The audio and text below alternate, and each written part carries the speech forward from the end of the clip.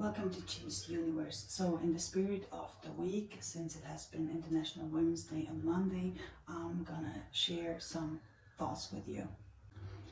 This week, actually this weekend, I have joined some of the protests in the spirit of Menos that have occurred around the world. And apparently there were a lot of people following me and just out there that don't really seem to get what we are doing here and why we are doing it, which seems very tiring to me, but I really felt like I just had to explain. So here we go. So why are feminists actually taking the streets around the days of the 8th March, and what are their demands? What are the demands of those people protesting in the spirit of Neon Menos?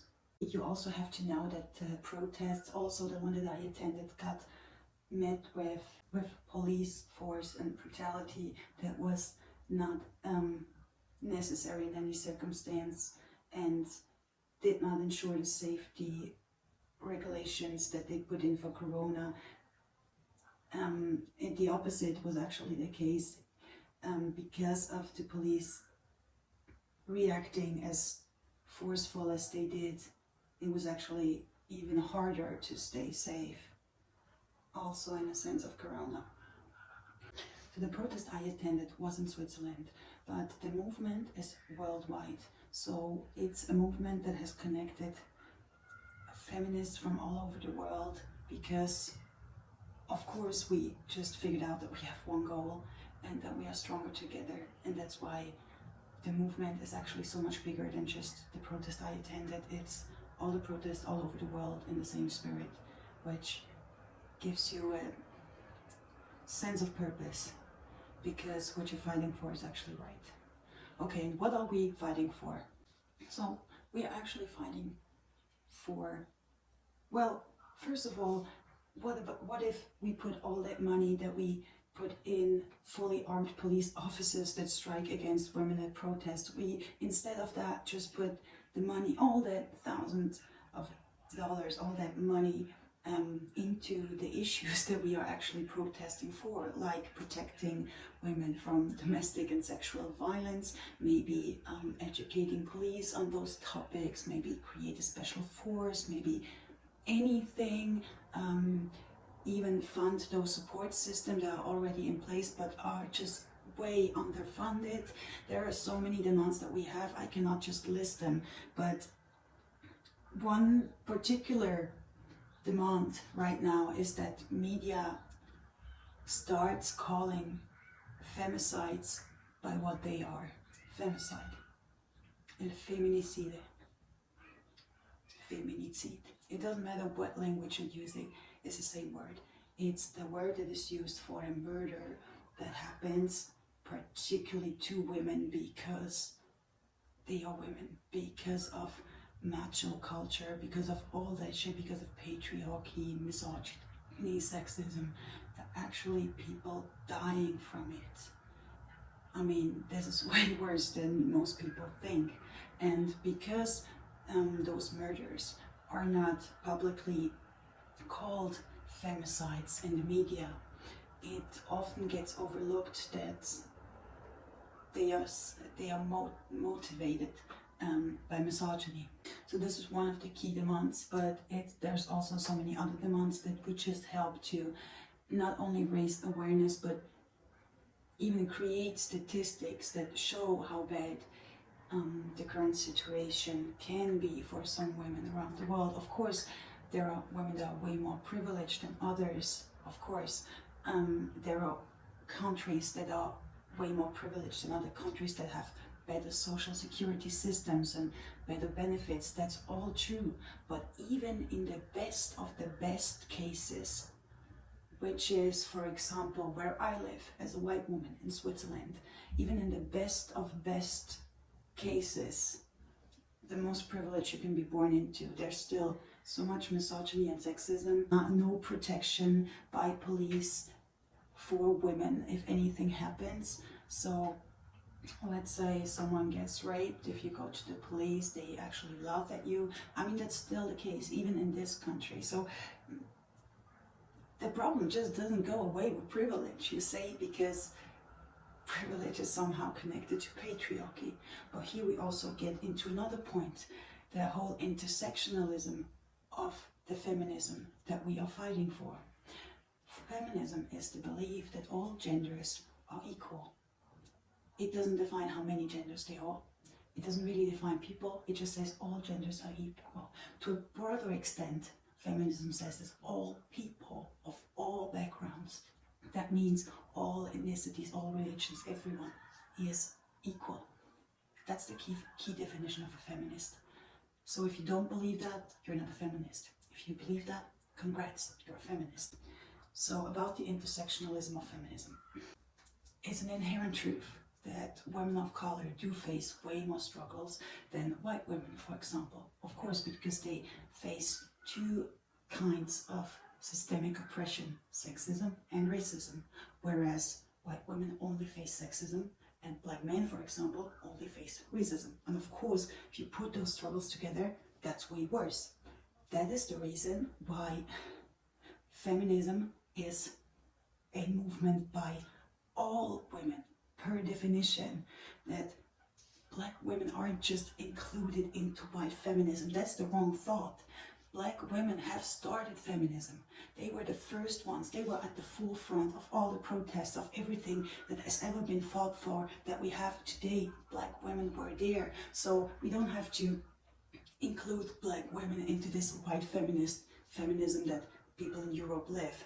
It's actually that we as white feminists, me for example, have to meet black women where they're at. So that's the thing with white feminism that is just super stupid, and I think it's also a generational gap that just some of the older white feminists just have not got until this point. But also that sentence I just brought you with, that we really have to meet women of color where they at their front line.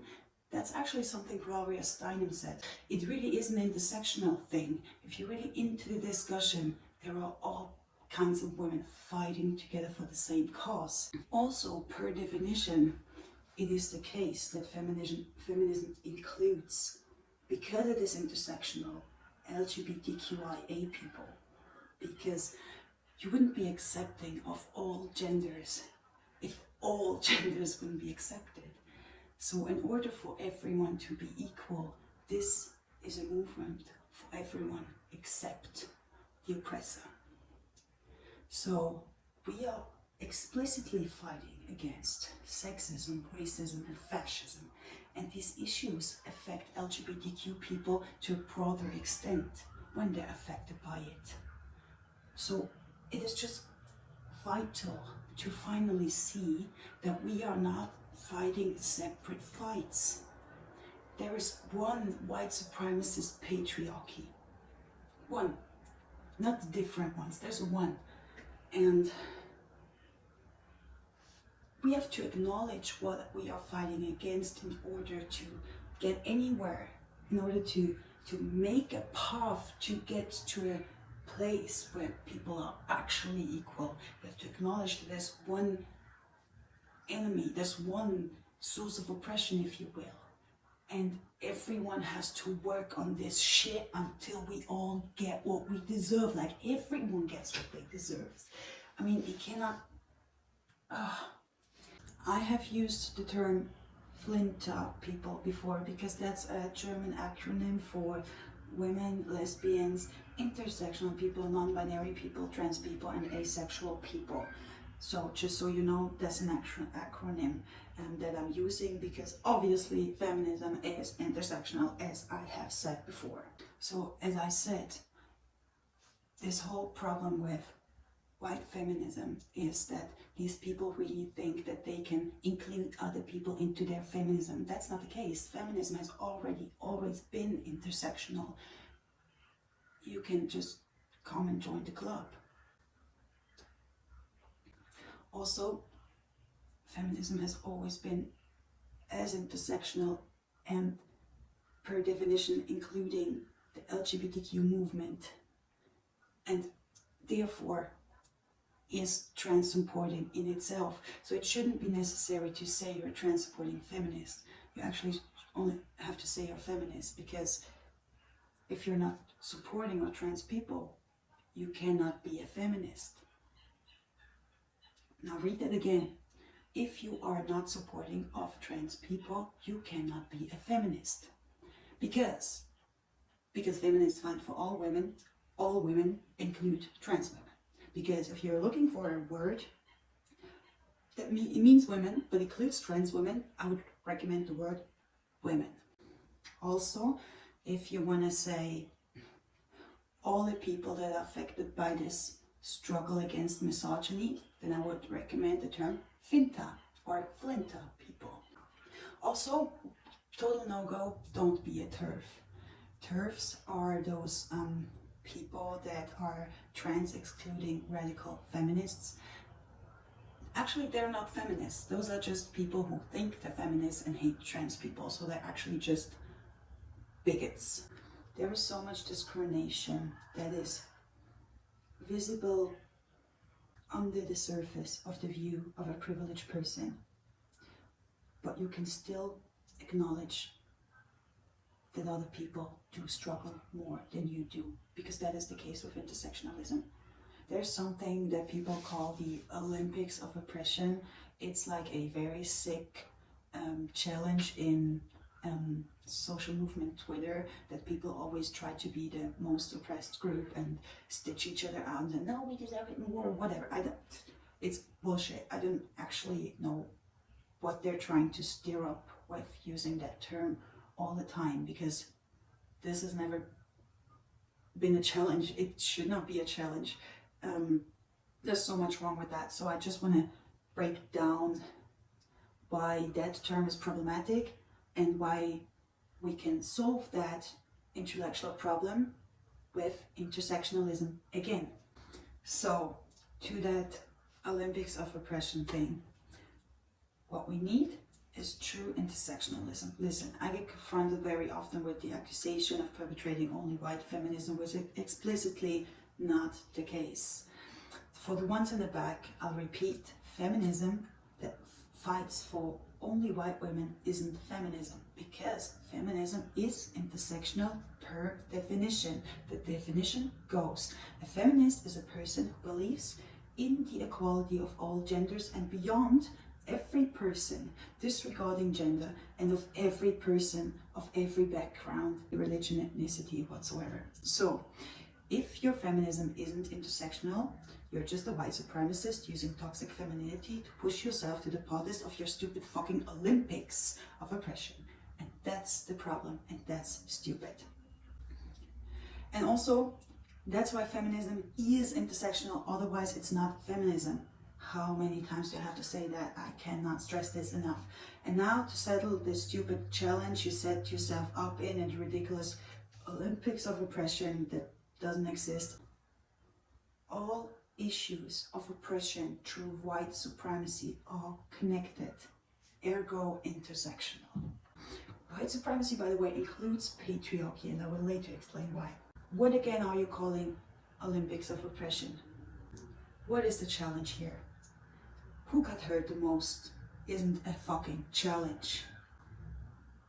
It is fucking time that you understand that we can no longer fight separately and expect change. It will only change if we fucking work together and don't let our pain compete with each other. Don't let them divide and conquer us again. We are stronger together because we are fighting the same fight. Just believe me on this.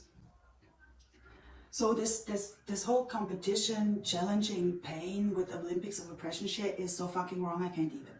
Yes, so what is the answer? Feminism is intersectional. That means it is for and from everyone, and especially it is for and from women of color. They are the ones, again, who started the fight. They started fighting and protesting for women's rights in the first place, but they got overlooked because some white supremacist feminists took their place and took credit for most of their efforts. But because of research and history, we now know that they are feminism from the beginning. So there has been this idea of white supremacy that coerces the part of white women into believing they're feminists while still perpetuating a form of white supremacy. But intersectional feminism is over this and has been in academia and in the community of people actually doing the work for years. We've all always been working together. There has been no hate towards each other, but people want to pit us against each other, even though we have fought side by side for so many years. So just don't let that happen. Don't let them pit you against one another. Just don't, please don't. And on that note, I hope I could shine light on some of the topics that are important, and I hope I explained to you why feminism is intersectional and why it is vital that we keep up the fight. I love you. Thanks for joining my video. Please subscribe to my channel Cheese Universe for more of those videos. Also, there are a lot of cool reels and IGTVs on my Insta, so please go check that out. I love you very much. Thanks for watching. Goodbye.